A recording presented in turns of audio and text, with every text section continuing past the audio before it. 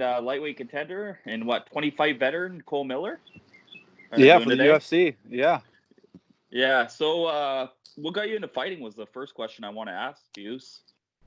I guess what got me into it, I saw the first UFC in '93 Okay. live on the cable box. You had to punch the number in the top of the box, and then that would confirm your order.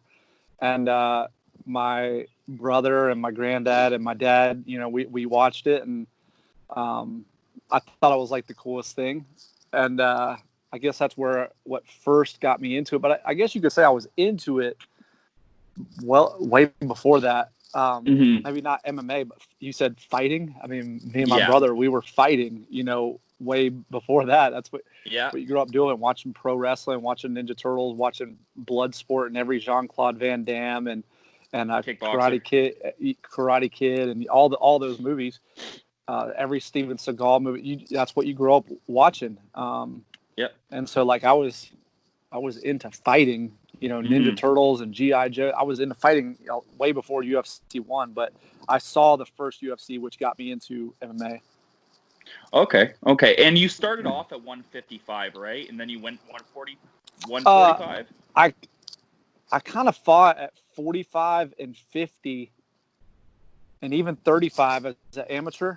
Yeah. And then amateur rules were the same as pro rules back then. You just didn't get paid. So I had 10 fights as an amateur where I fought at 35, 45, 150, 155. I fought a teammate at it was like a unlimited weight. He was like $180 and I was like $145. Okay. So I fought like that, and then it was the one you were talking about cutting. Oh, weights. Yeah. Just weight classes. I fought, I was walking around anywhere between 143 and 153 or 155 on the dot. And it wasn't like it is today where there were just all these people and you could fight at all these weight classes. So I kind of took what I could get. So I'd fight at 55 or ask a guy if he could make 150 because I was walking around at 150, fighting at 145. So I was a 45er when I first started fighting, but I would just fight anywhere. And then I had a bunch of pro fights. And then once we kind of caught wind that they were considering bringing 155 back into the UFC because they had let it go. Like people think that the UFC was what it is the whole time, but they had eliminated 155. And I never gave a shit about the UFC, to be honest with you, because when I was coming up, they did events every other month.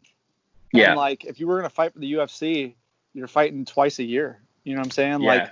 So I didn't have any interest in that. And I wasn't a 55er even when they had 55. So I wanted to be Shudo world champ. That was the goals I had when I first started fighting MMA. And then I fought the world champ in a non-title fight, Lion Takeshi Inoue in Japan on 6 days notice. And I had a passport and I went out there and fought him to a decision. I think I won that fight, or at the very least it was a draw. But I lost a decision. But just being able to go from nothing to fighting a world-class guy like that was a big confidence booster for me. And then I just started taking fights at 155.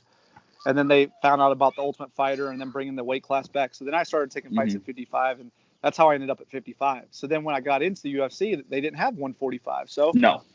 So it was either stay in the UFC at 155 or go to the WEC at 145. And after Zuffa had purchased it. So the thing that just got me to stay in the UFC was basically the pay was going to be the same in the WEC. My contract was just going to shift over, but I knew that the bonuses were more in the UFC, substantially more. Guys were making $5,000 and $10,000 for an of the night bonus in WEC, like my brother. And but in the UFC, I was already making my first bonus. I made 60 G's for the bonus. And that was your first fight. You got a knockout of the night, correct? Oh, I'm sorry. That was my second bonus. But the first bonus I got was on the Ultimate Fighter. It was 15 because we were just coming off the Ultimate Fighter, so it was only 15. But when I fought George Gurgel, I got 60. You know what I'm saying? So it was it was a no-brainer for me to just stay at 155 in the UFC. As you got older into your career, was the 150 or 145 cut hard for you? No, it was easier. I don't think that making 45 was ever hard, except for the times I had to endure some hard things, like being like taking a fight while I was sick, or taking a fight while I was injured because you need the money, or you're just trying to be a go-getter and step up. Like, those were the only times I ever had a hard weight cut. But as far as making the weight, as I got older, it was just getting easier. Yeah. I think the feeling good the next day maybe was a little tougher, but as far as just making the weight, it could have been. I can make 45 right now, like, easy. You were on The Ultimate Fighter season 5, if I'm correct.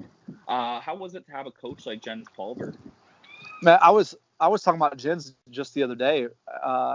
He was a great coach.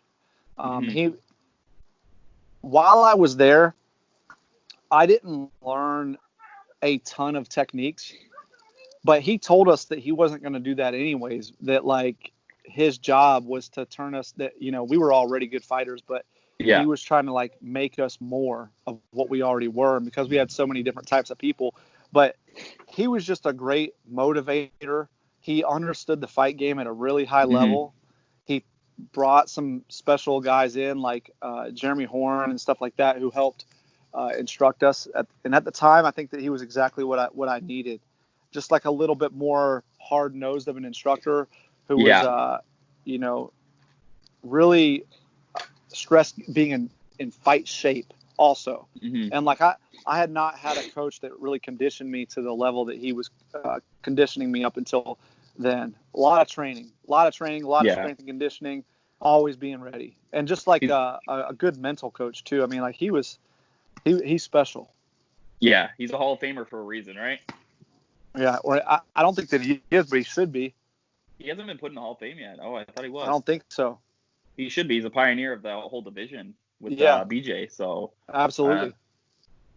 You've shared the ring with some great fighters: Max Holloway, Ross Pearson, Leonard Garcia. Is there a certain memory that you have that from a certain fight that you love? I guess I have some good. I've had some good moments. I think that the George Gurgel submission that I got was probably the best moment of my whole life. But the submission against Ross, like, after I dropped him, when I told everybody in my training camp that I was going to drop him, that was a good feeling, but it was just more fulfilling because I already knew. Like, I remember sitting at my homie's house in Chicago, and we were like, I had just got in the car or whatever, and I was, like, pulling up some footage of him, and I was like, this guy doesn't know anything about boxing. Good striker, like, he obviously, like, knew some kickboxing techniques, but I was telling my buddy then, like, this guy has, like, elementary boxing skills and boxing knowledge. And so, like, to be able to just do what I told people I was going to do was, like, kind of fulfilling. So that was good, I guess. But I think being able to just gut it out against Max, I was having some personal problems and some injuries at the time. And I think I trained twice for that whole camp. Yeah.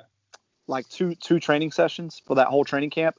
And then I went to fight at high altitude in Denver and still fought 15 minutes. You know what I'm saying? Yeah. So, like, that was pretty, I guess that's cool. But tapping out Bart Palashevsky was probably, like, another really great moment. Because that's a great win. There's, like, guys that don't even know who that is. Like, he's probably the best guy I ever fought. Like, he's ever. beaten Anthony Pettis. Bro, like, he's fought everybody, and he's had like 50 plus fights, and he'd only ever been finished 6 times in over 50, 60 fights. And to be a guy that did that, and he was a jiu-jitsu black belt, Pedro Sauer, Jeff Curran guy, and to be able to submit him with, like, the lineage that he has was just on point. I feel like a lot of people of the younger generation don't give respect to some of the older generation, like Bart, and they just don't know. It's like they can't give respect to what they don't know, and they only are going to know what's being shoveled down there, through their eyeballs. You got to go out and do research on these guys and You got to learn the history of MMA, and you got to learn about who did what and how it got to be what it is today. Yeah. This is a different kind of question because I know at the time you guys were talking a lot and had a little bit of a beef. Do you wish that the fight with Conor McGregor happened in Dublin? You were supposed to main event, correct, when he was first starting?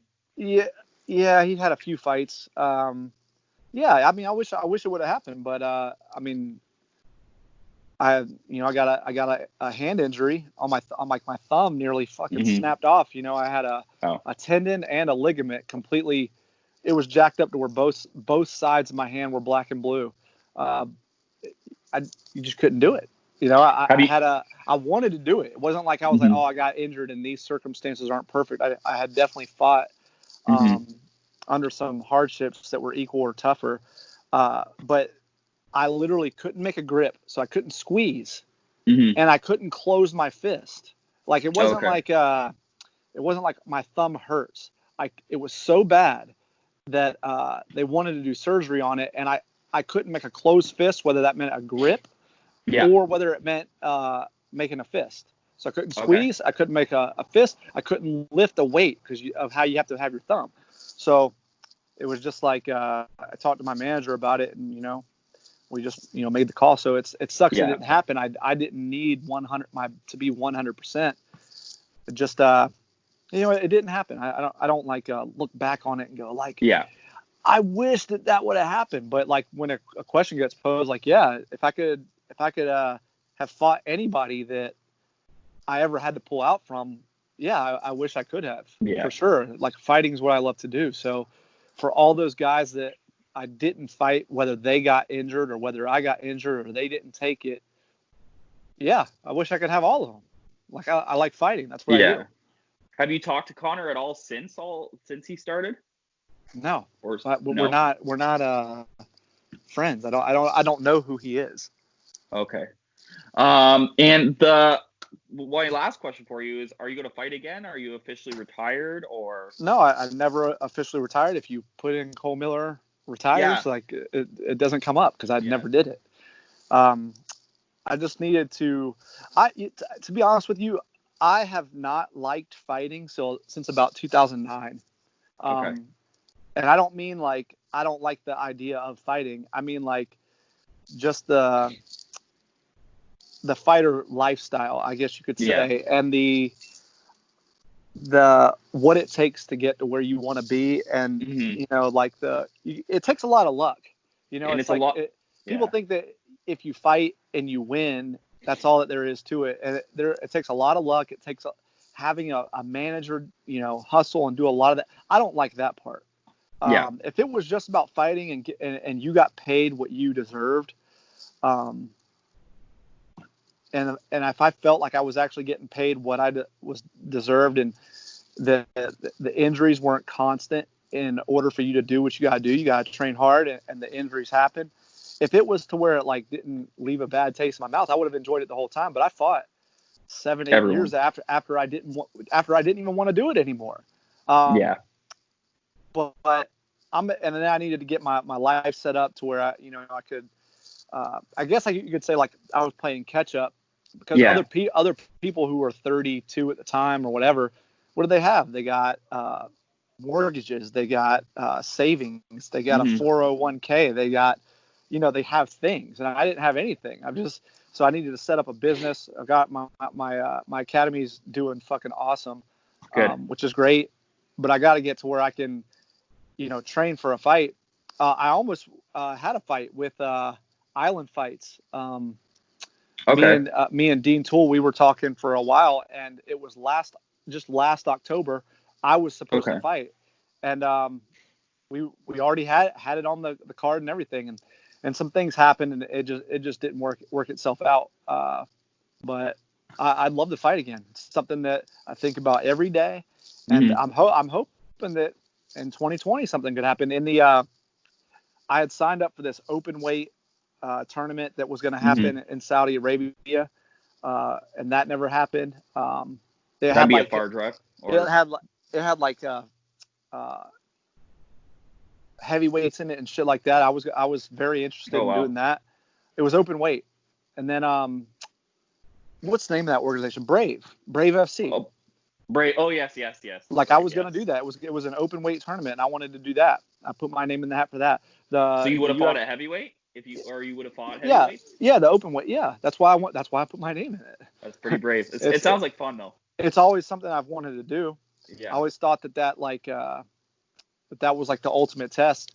And then another thing was I put my name in the hat. I was messaging Sean Shelby whenever they were looking for the fighters to save the card because they couldn't bring that. Remember they were supposed to have that London card right when this Corona thing hit? Yes. And I put my name and was messaging Sean Shelby like, hey, let's go.